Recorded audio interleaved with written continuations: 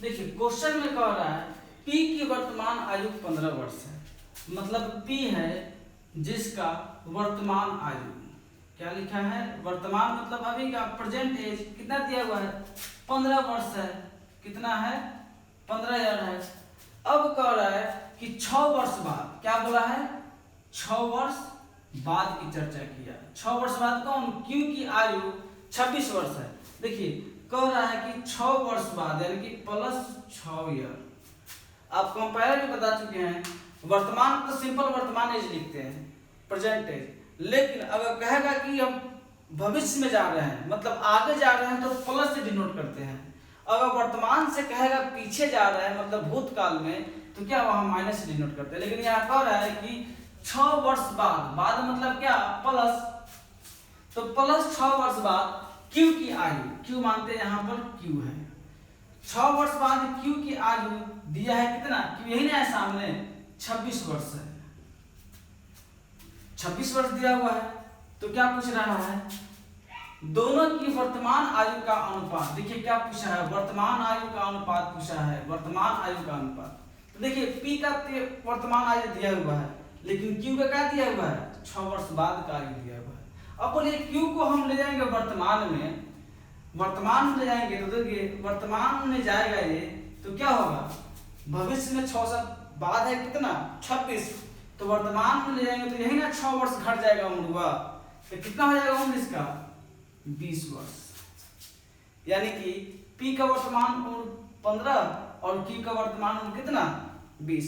तो कह रहा है कि इन दोनों के उम्र का अनुपात बताइए, तो बस यही ना आया 15 अनुपात 20 अनुपात पूछ रहा है, बस कटा दीजिए तो 5 के 15 5 चौका 20, यानी कि वर्तमान उम्र का अनुपात क्या आ गया इन दोनों का प्रेजेंट 3 अनुपात 4 आया आंसर।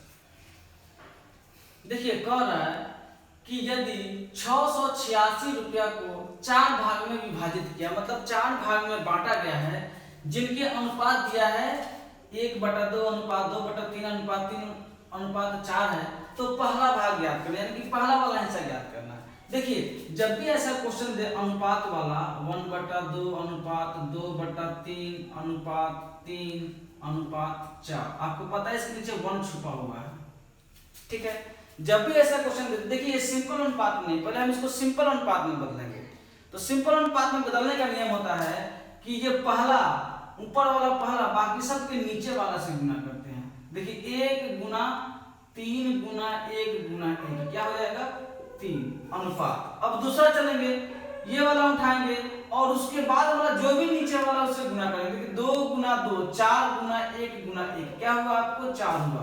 फिर तीसरा उठाएंगे, जब तीसरा उठाएंगे देखिए 3 3 9 9 गुना 18 18 का 18 मतलब 18 अनुपात।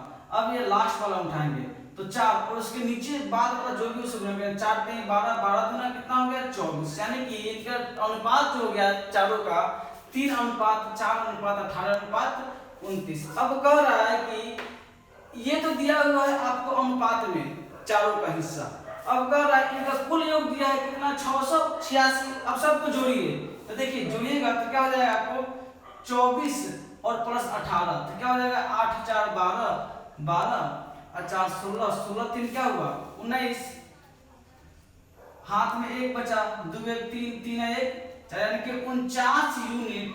ये इमेजिनरी है और रियल में दिया है कितना आपको 686 रुपया।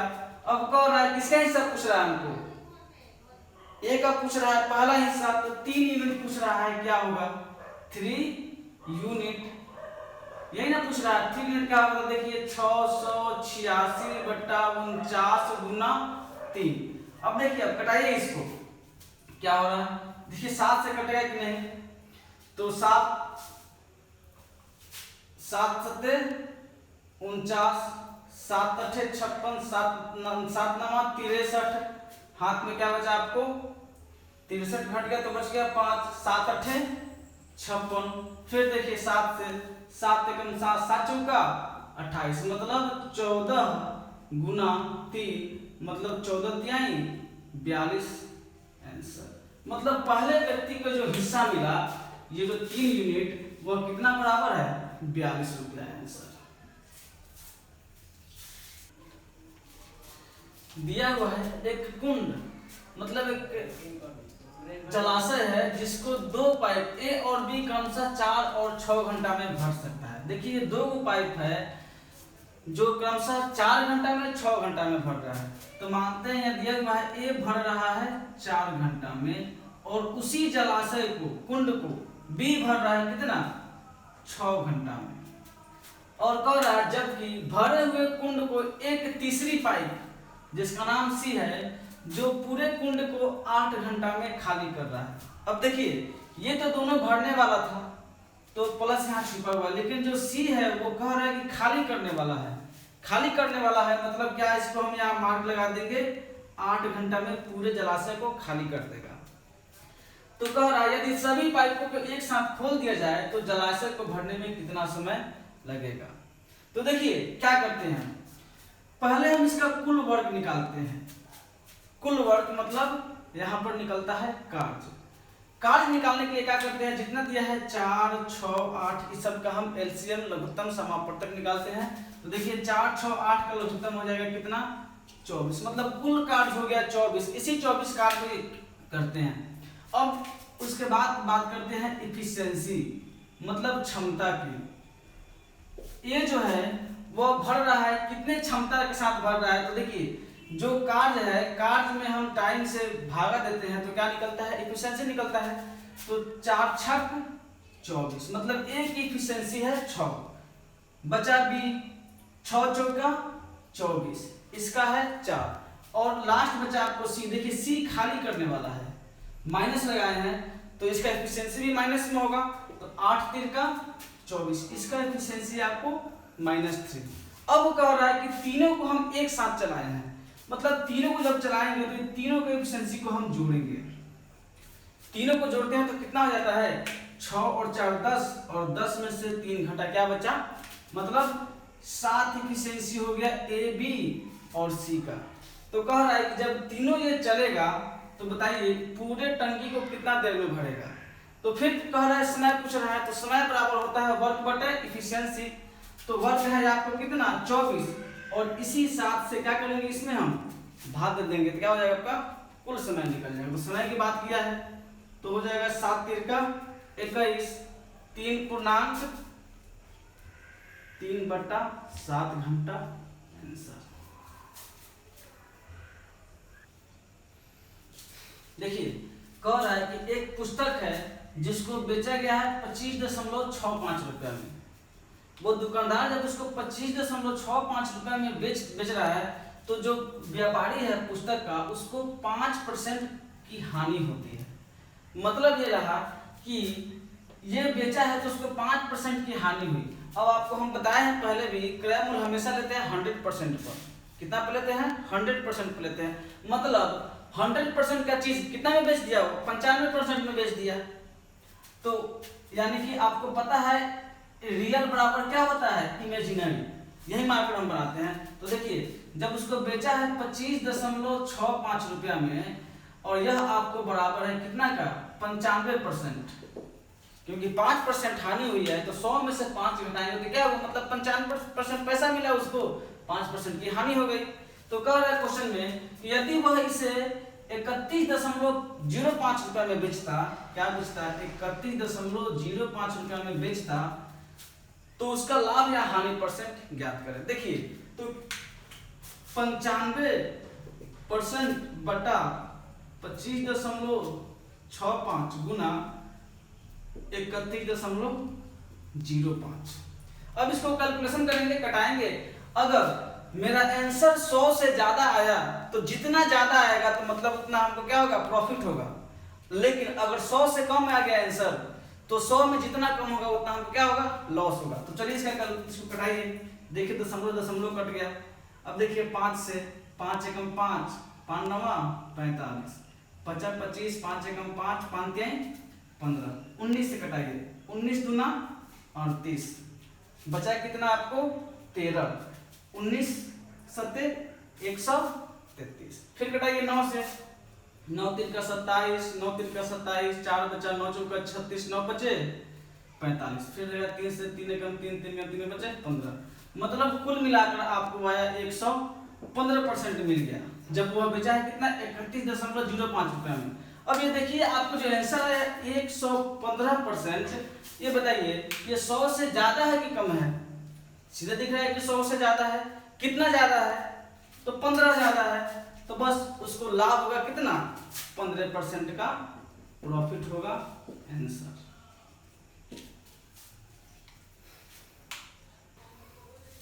दिया हुआ है sine square 60 degree plus cos square 30 degree plus cot square 45 degree plus sec square 60 degree का मान क्या होगा?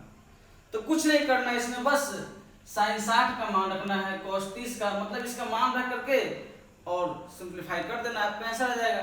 चुटकी में आते हैं सर, बोलिए साइन 60 का मान क्या होता है? √√3/2 का स्क्वायर है तो स्क्वायर दे देंगे, प्लस कॉस 30 डिग्री का मान क्या होता है? तो इसका भी मान होता है √√3/2 का स्क्वायर, प्लस कॉट स्क्वायर यानी कॉट 45 का मान होता है 1, तो 1 का square, plus sec square 60 degree, sec 60 का मान होता है क्या आपको 2, तो 2 का स्क्वायर करेंगे तो 4 बस कर देना है, तो √3 का स्क्वायर यानी कि 3/4, प्लस एक करेंगे तो 3/4 प्लस 1 प्लस 4।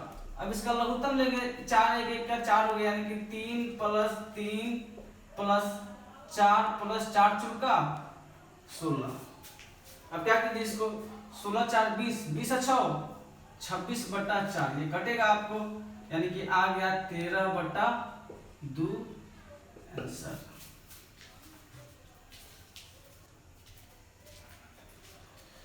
एक कक्षा में 9 लड़के एवं कुछ लड़कियां थी। एक कक्षा है जिसमें लड़कों की संख्या मतलब बॉय दिया है 9 और लड़की का नहीं दिया है, कुछ मान लिए, कुछ दिया है तो मान लिए इसको लड़की की संख्या क्या मान लिए हम x। 9 लड़के और कुछ लड़कियां थी। एक परीक्षा में लड़कों को क्या बोल रहा है 13 औसत अंक प्राप्त हुए, जबकि लड़कों को 13 औसत मिला, जबकि लड़कियों को औसत अंक कितना मिला 15। तो देखिए लड़कों की संख्या है 9 और औसत कितना मिला है 13, तो 9 गुना जब 13 हम करेंगे तो लड़कों को कुल अंक प्राप्त हो गया, प्लस लड़कियों की संख्या दिया नहीं है तो क्या माने हम x, और लड़कियों को जो है औसत अंक मिला है 15 अंक, तो संख्या गुने औसत बराबर कुल अंक निकल जाएगा लड़कियों का भी 15 गुना x या x गुना 15 बराबर, देखिए लड़कों का कुल अंक प्लस लड़कियों का कुल अंक बराबर वही ना होगा कक्षा का कुल अंक। तो कक्षा में कौन कौन है, बॉय और गर्ल है, तो बॉय का तो संख्या दिया था 9 प्लस लड़की का संख्या क्या माने थे आप x माने थे इनटू, और पूरा कक्षा का दिया हुआ औसत कितना 14.28। तो देखिए पूरा कक्षा में है ना लड़का प्लस लड़की की संख्या बराबर कुल औसत, तो ये दिया हुआ है 14.28। अब क्या करना है, बस इसका कैलकुलेशन कीजिए, आपका आंसर निकल जाएगा। देखिए इसी को समझना होता है, जो इस पे ध्यान लगा दिया, दिमाग लगा दिया, समझिए कि उसका रिजल्ट है, ठीक ना, और बात में कुछ नहीं है। अब बस कैसे करना, देखिए 13×9 = 117 प्लस 15x बराबर 9 से गुना करेंगे तो क्या हो जाएगा 9 गुना 14.28 हो जाएगा 128.52 प्लस जब x से करेंगे तो 14.28x। अब देखिए x वाला को अलग कीजिए, बिना x वाला को अलग कीजिए। जब आप इसको कीजिएगा देखिए 15x यह x वाला है आ जाएगा इस साइड में -14.28x बराबर, इधर बच गया 128.52 माइनस ये रहा 117। चलिए घटाइए इसको, 15 में से 14.28 घटाइएगा x तो क्या बचेगा आपको 0.72x, और यहाँ से जब घटाइएगा तो घटाइए दशमलव दे सकते हैं यहाँ पर, तो घटा तो क्या हो गया था 0.52 और 8 में से 7 घटा 1, 2 में से 1 घटा 1, तो कह रहे हैं ना x बराबर क्या हो जाएगा, तो x बराबर हो जाएगा 111.25 बट्टा 0.72, ये कट गया। अब कटा देना इसको क्या, तो देखिए 8 9 72, 8 से कटा रहे ऊपर नीचे, 8 × 8 35 हो गया, 8 चौका 32, 8 चौका 32, फिर देखिए 9 से कट जाएगा, 9 एकम 9, 9 छक 14। मतलब कि आपको x का मान आ गया क्या, आपको 16, और इस x को आप माने हैं क्या, गर्ल माने हैं, क्या माने हैं, लड़कियों की संख्या। लेकिन कक्षा में पूछ रहा है कि कक्षा में विद्यार्थियों की कुल संख्या कितनी होगी। यहाँ पूछ रहा है कुल संख्या, कक्षा में विद्यार्थियों की कुल संख्या। कुल संख्या में कौन कौन होगा, लड़का भी होगा और कौन होगी, लड़की होगी। मतलब कह रहा है कि बॉय प्लस गर्ल। तो देखिए बॉय का संख्या पहले दिया था 9 और गर्ल का संख्या हम निकाल लिए हैं क्या, आपको 16। तो 9 + 16 कीजिएगा तो क्या हो जाएगा, कुल विद्यार्थी है कक्षा में कितना, 25। यही कह रहा है कुल विद्यार्थी बराबर बॉय प्लस गर्ल, यानी कि 9 को है बॉय, 16 है गर्ल, बराबर 25 आंसर। कह रहा है कि एक कार है जो 2.3/4 लीटर पेट्रोल में 44 किलोमीटर जाता है। मतलब जब हम इतना 2.3/4 लीटर पेट्रोल डाल रहे हैं तो वह गाड़ी जो है 44 किलोमीटर क्या कर रहा है, यात्रा कर रहा है। तो कह रहा है कि 1 लीटर पेट्रोल में वह कितनी दूरी तय करेगा। बस एक ही नियम का इस्तेमाल करना है इसमें। आपको पता है कि कितना बोल रहा है, 2.3/4। तो 2.3/4 को हम तोड़ेंगे तो 4 दूना 8, 3 11/4 लीटर। 4 लीटर में वह गाड़ी कितनी दूरी जा रही है, 44 किलोमीटर जा रही है। तो कह रहा है कि 1 लीटर में बस एक ही नियम कह रहा है, 1 लीटर में 1 लीटर में क्या होता है आपको पता है, एक ही नियम। इधर का जो होता है ये पलट जाता है, यह 11/4 है तो क्या हो जाएगा आपको 4/11, 11 चौका 44, मतलब 16 किलोमीटर वो जाएगा कितना में, 1 लीटर पेट्रोल में। आंसर